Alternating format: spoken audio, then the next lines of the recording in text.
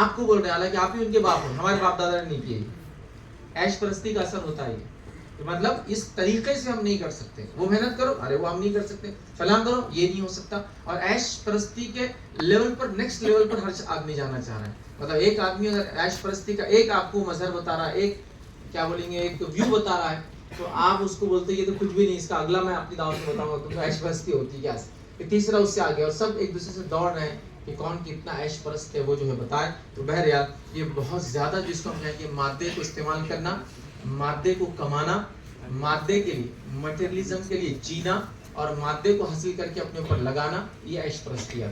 اور اس میں اصل ٹارگیٹ کو بھول گئے ہم کہ اگر اللہ نے سہولت دی تو اٹھائیے، لیکن نہیں ہے تو کام نہیں رکیں گا. میں کام تو کرتا چلا جاؤں گا، لیکن ہمارے حالت ویسے نہیں. اگر کروں گا تو ایسے کروں گا، نہیں تو میں چیز کو نہیں کروں گا، کیونکہ وہ گول جو ہے وہ عیش پرستی ہے. تو بہرحال اس کے بڑے نقصانات ہیں. آئیے آج کے اس لیکچر میں عیش پرستی کے آپ کے سامنے جو ہے 5 پوائنٹ میں یہ بات کو رکھنے کی کوشش کروں گا. پہلا پوائنٹ ہم دیکھیں گے انشاءاللہ عزیز جو ہے عیش پرستی کی مذمت قرآن نے کیسے کی ہے. دوسرا انشاءاللہ دیکھیں گے عیش پرستی کی مذمت نبی اکرم صلی اللہ علیہ وسلم نے اقوال حدیث میں کیسی کی ہے. تیسرا ہم دیکھیں گے عیش پرستی کے اسباب کیا ہوتے ہیں. آدمی کیوں عیش پرست بن جاتا ہے، کیوں سہولت پسند اور اس کے لیے جینا چاہتا ہے، مطلب انہی سہولتوں کے لیے زندگی گزارتا ہے. چوتھی چیز دیکھیں گے، یاد رکھیے عیش پرستی کے نقصانات ہم کیا ہو رہے ہیں یا کیا ہوتے ہیں. اور پانچواں انشاءاللہ دیکھیں گے عیش پرستی کے صورتیں، مروجہ صورتیں، یا آج کے زمانے میں جو صورتیں ہم دیکھ سکتے ہیں کہاں کہاں یہ ہو رہی ہے، اس کے بارے میں کچھ آپ کو ہائی لائٹ کرنے کی انشاءاللہ جو ہے کوشش کروں گا. چلیے آئیے اپنے پہلے نقطے اور پوائنٹ کی طرف بڑھتے ہوئے. عیش پرستی کی مذمت قرآن نے کی ہے. مطلب دنیا کے مادے کو آکیپائی کرنا اور اس کے لیے سب کچھ کرنا شریعت یہ نہیں چاہتی ہے.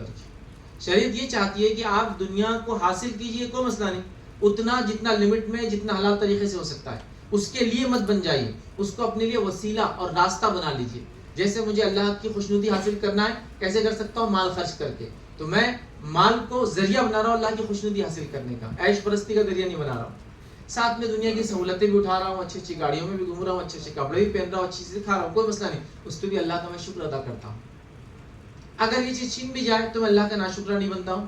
یہ چیز نہ بھی ہو تو میں اپنے کام جو زندگی کا مقصد ہے اس کو حاصل کرنے کے لیے آگے چلتا رہتا ہوں. لیکن کئی لوگوں کو دیکھا گیا اللہ دے دے تو وہ پھر اللہ کے شکر گزار بندے بن جاتے ہیں، ذرا برابر آزمائش آئے تو مکمل طور سے دین اور ایمان کو چھوڑ دیتے ہیں. کہتے پھر فائدہ کیا ہو جب میں نے اتنا کچھ کیا، مجھے یہ تو حاصل نہیں ہوا، فلاں کو تو یہ ہو گیا، فلاں کو تو یہ ہو گیا. تو پھر عیش پرستی کی قرآن نے مذمت کی. یاد رکھے پہلی چیز قرآن نے جو بیان کی وہ یہ ہے کہ عیش پرستی یاد رکھے ظالموں کی صفت ہے.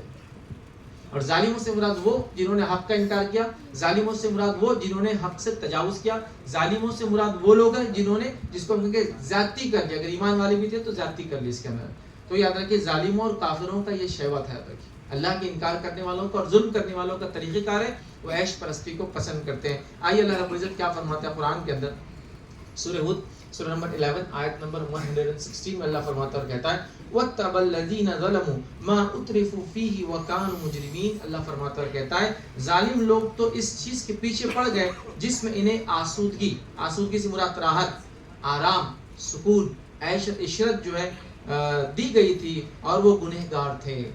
کیا فرمایا اللہ رب العزت نے کہ ظالم لوگ تو اس چیز کے پیچھے پڑ گئے، مطلب اسی کے پیچھے لگ گئے جو دنیا میں ان کو آسودگی دی گئی تھی، جو دنیا میں ان کو ریلیف دیا گیا تھا، راحت دیا گیا تھا، سکون دیا گیا تھا، چین دیا گیا تھا، یہ اسی کے اندر پڑ گئے اور وہ گنہگار تھے. تو گویا جو اللہ کے انکار کرنے والے لوگ تھے، جو ظالم تھے، جو کافر تھے، ان کے بارے میں ایک صفت قرآن بیان کر رہا ہے کہ وہ عیش پرستی میں مبتلا تھے، دنیاوی آسودگی جو ان کو دی گئی تھی اس میں مبتلا تھے. اب آئیے علامہ طبری رحمہ اللہ اس کی تفسیر کیا کرتے ہیں. وہ کہتے ہیں بلا شبہ اللہ تعالیٰ نے خبر دی ہے کہ بے شک گزری ہوئی ہر امت میں سے وہ لوگ جنہوں نے اپنی جانوں پر ظلم کیا اور اللہ تعالیٰ کا انکار کیا، نہ جانوں پر ظلم کیا، اللہ کا انکار کیا، وہ دنیاوی لذتوں کے پیچھے پڑ گئے. یہاں جو آسودگی راحت کی بات ہو رہی ہے وہ دنیاوی لذت ہے، تو دنیاوی لذتوں کے پیچھے پڑ گئے، اللہ تعالیٰ کے حکم سے تکبر کیا. اب دیکھیے ٹارگیٹ بھول گئے، وہ لذتوں کا فائدہ اٹھاتے شکر کر کے تو ٹھیک تھا، وہ کیا کرا انہوں نے لذتوں کے پیچھے پڑ گئے اور اللہ کے حکم سے تکبر کیا، مطلب اس کو نہیں مانا، تکبر کیا اور اکڑ گئے. ٹھیک ہے، اور اللہ کی راہ سے روکنے لگے. چلو یہ تو تھا، اب کافروں نے تو روکنا بھی شروع کر دیا، روکنے لگے. اور کلام عرب میں اسی کو عیش پرستی کہتے ہیں، اور عربوں کی زبان میں وہ کہہ رہے ہیں عیش پرستی اس کو ہی بولتے ہیں کہ انسان کیا کرے کہ دنیاوی لذتوں کے لیے لگ جائے اور اسی کو مقصد سمجھے دنیا میں آنے. آج ہم سب کا ٹارگیٹ یاد رکھیے دنیا ہے. مجھے اچھے کپڑے مل گئے تو مجھے لگتا میں سکسیسفل انسان ہوگا. اچھا ہینڈ سیٹ ہاتھ میں رہوں تو مجھے لگتا میں سب سے کامیاب انسان ہوں, کلاؤڈ 9 پہ چلتا ہوں, میں اوپر چل رہا ہوں, ہے نا, ٹرینڈس کے ساتھ میں چل رہا ہوں. اگر میں اچھے گھر میں رہتا ہوں فلاں علاقے میں تو مجھے خوشی ہوتی ہے, چونکہ یہ عیش پرستی ہے. دنیاوی لذتیں میں چاہتا ہوں ہر قسم کی, اور پھر ان لذتوں کے حاصل جب کیا جاتا ہے تو اس میں فخر بھی کرتا ہوں, پھر تکبر بھی دکھا رہا, اور باقی ساری چیزیں برائیاں بہرحال آ جاتی ہیں. تو پہلا فرمایا یہ کافروں اور ظالموں کا طریقہ کار ہے عیش پرستی. دوسرا فرمایا قرآن نے اندر یاد ہے, قرآن میں عیش پرستی دنیا میں ہلاکت کا باعث بنتی ہے. عیش پرستی جو ہوتا ہے دنیا میں ہلاکت کا باعث بنتی ہے. اور اللہ رب العزت قرآن میں فرماتا ہے اور کہتا ہے, سورہ انبیاء سورہ نمبر 21 آیت نمبر 11 سے لے کر 11 to 13 اللہ فرماتا ہے, کہتا ہے, اور بہت سی بستیاں ہم نے تباہ کر دی جو ظالم تھی, اور ان کے بعد ہم نے دوسری قوم پیدا کر دیا. جب انہوں نے ہمارے عذاب کا جو احساس کر لیا تو لگے اس سے بھاگنے. بھاگ دوڑ نہ کرو, اور جہاں تمہیں آسودگی دی گئی تھی, آسودگی آرام دی گئی تھی, عیش پرستی دی گئی تھی, دنیا دی گئی تھی جو ہے, اور جہاں تمہیں آسودگی دی گئی تھی وہیں واپس لوٹ جاؤ اور اپنے مکانات کی طرف جاؤ تاکہ تم سے سوال تو کیا جائے.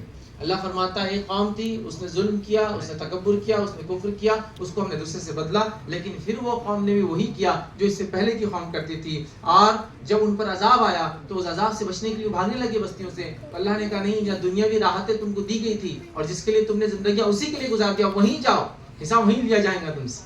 اور ان کو اسی جگہ اللہ نے رکھا, وہیں ان کو ہلاک کیا, اور روز قیامت ان سے سوال ہونے والا ہے. تو یہاں پتہ چلا دنیا میں ہلاکت کا باعث یہ دنیاوی آسودگی, عیش پرستی بنا. اور اللہ نے پھر عیش پرست لوگوں کو جنہوں نے دنیا کو ٹارگٹ بنا دیا تھا عذاب بھی دیا, تو اسی عیش پرستی کی حالت میں دیا. حالانکہ اس سے بھاگ رہے تھے, ان کو اندازہ ہو گیا تھا عذاب آ رہا ہے, اب ہم نکلتے ہیں. اللہ نے کہا واپس جاؤ ان گھروں کے اندر, ان بستیوں کے اندر, اس عیش پرستی کے اندر, اور اسی میں ان کو مبتلا کیا, وہیں ان کی پکڑ ہوئی. یاد رکھیے عیش پرستی یہ دنیا میں ہلاکت کا باعث بنتی ہے اگر وہ اللہ اور اس کے رسول کے ماتحت جس کو کہیں گے, یا جو شریعت نے طریقہ بتایا اس طریقے پہ اگر نہ کیا جائے, دنیا کا فائدہ نہ اٹھایا جائے. آج ہم لوگ یہ یقیناً لیکچرز میں, درس میں, دروس میں سنتے ہیں کہ دنیا کا فائدہ اٹھانا جائز ہے, لیکن دنیا کے فائدے کے لیے ہی سب کچھ کیا جا رہا ہے. پرابلم یہ ہے دین, ایمان, حلال, حرام, صحیح, غلط, کوئی چیز نہیں, بس اگر مجھے آرام ملتا ہے, سہولت ملتی, مال آتا ہے تو آنے دو. یہ سب سے بڑا پرابلم ہے عیش پرستی. تیسرا یاد رکھیے, عیش پرستی نہ صرف قوموں کی ہلاکت کی باعث ہوتی ہے, عیش پرستی کی وجہ سے دوسرے لوگ بھی ہلاک ہو جاتے ہیں ان کے اطراف میں رہنے والے. مطلب عیش پرست لوگوں کے اطراف میں رہنے والے لوگ بھی جب عذاب آتا ہے اس میں مبتلا ہو جاتے ہیں.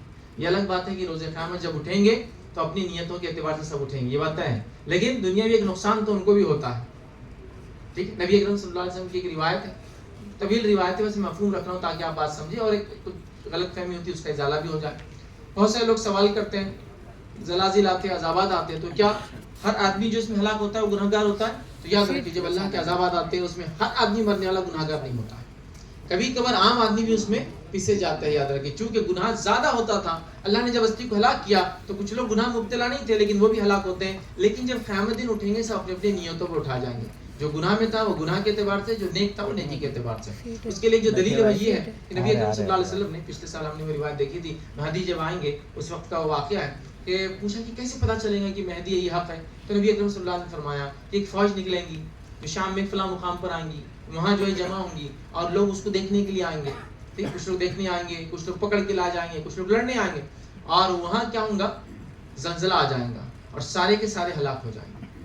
تب ایک صحابیہ نے پوچھا اللہ کے رسول, وہاں تو کچھ لوگ صرف دیکھنے آئے ہوں گے کہ اتنی بڑی فوج جمع ہو رہی ہے, اور کچھ تو غلام ہوں گے, پکڑ کے لا گئے ہوں گے, ان کا کیا قصور؟ تو کہا یہ اپنی نیتوں کے مطابق اٹھائے جائیں گے, لیکن عذاب میں تو سب مبتلا ہو گئے نا اس وقت.